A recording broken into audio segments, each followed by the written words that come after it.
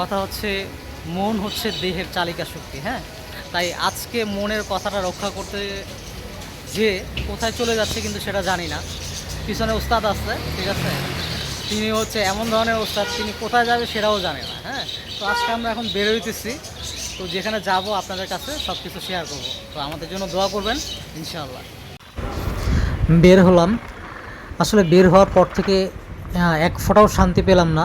Raincoat পরে যেহেতু বের হয়েছি, টোটাল রাস্তায় বৃষ্টি, একদম বাসার থেকে যখন বের হয়েছি তখন থেকে নিয়ে শুরু করে অনবরত। এখন একটু বৃষ্টিটা কমছে, তাই একটু মোবাইলটা দিয়ে ভিডিও করলাম আর কি।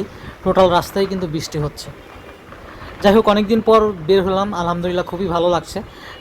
যেহেতু একটা কম ডিস্টেন্সের জায়গা কুমিল্লা, আমরা ডেলংয়ের জন্য সাধারণত এখানেই আসি। আপনারা দেখতে থাকুন।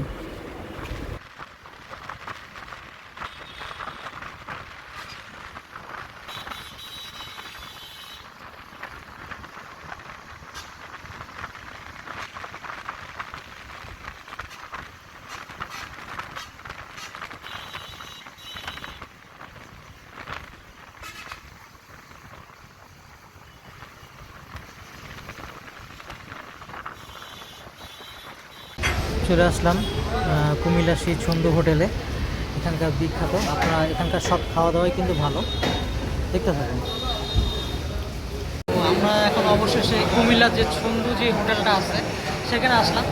সচরাচর ডেলংয়ের জন্য আমরা এখানেই আসি। তো এখন আপনাদের আমরা দেখাবো যে লাঞ্চের জন্য আমরা কী কী খাবার নিলাম, ধরুন আপনাদের মাঝে আমি শেয়ার করছি। এখানে হচ্ছে আমরা ভাত, তারপর হচ্ছে আলু ভর্তা, তারপরে গরু মাংস, আর হচ্ছে ভর্তা। ওভারঅল সব ভর্তার ভিতরেই সব কিছু নেওয়া হয়েছে ম্যাক্সিমাম। যেহেতু একটা ডেলংয়ে আসছি, টুকটাক কিছু খাবার না খেলি না। এই যে উপবাই অলরেডি অনেক ক্ষুধা লাগছে, খাবার শুরু করে দিয়েছেন। ভাই কেমন লাগলো?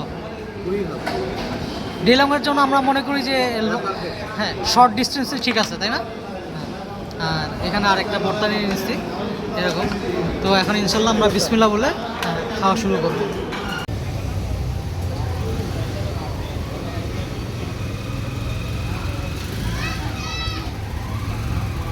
আসলে এই মাত্র লাঞ্চ করলাম, তো পাশে একটা ক্যাফেটেরিয়ার মতো আছে, দেখুন।